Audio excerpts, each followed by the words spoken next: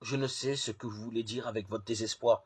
On dirait que vous n'avez jamais entendu parler de Dieu, ni de sa miséricorde infinie.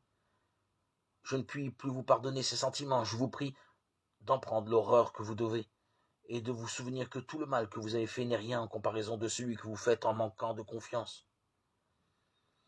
Nous nous complaisons dans des idées sur la miséricorde, mais au lieu de choisir, nous biaisons, nous trouvons des compromis, en atténuant l'une par l'autre justice et miséricorde.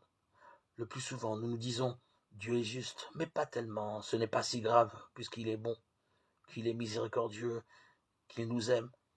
Mais en même temps, nous disons « Dieu est miséricordieux », on nous apprend qu'il est amour et bonté. Mais attention, ne nous y fions pas trop, car il est tout de même juste. Il est vrai que l'évangile et la vie des saints nous poussent d'une certaine manière à voir deux visages en Dieu. Un Dieu rigoureux, strict. Dépêche-toi de te mettre en règle pendant que tu es sur la route. Tu ne sortiras pas de là que tu n'aies payé le dernier sou, Matthieu 5, 26.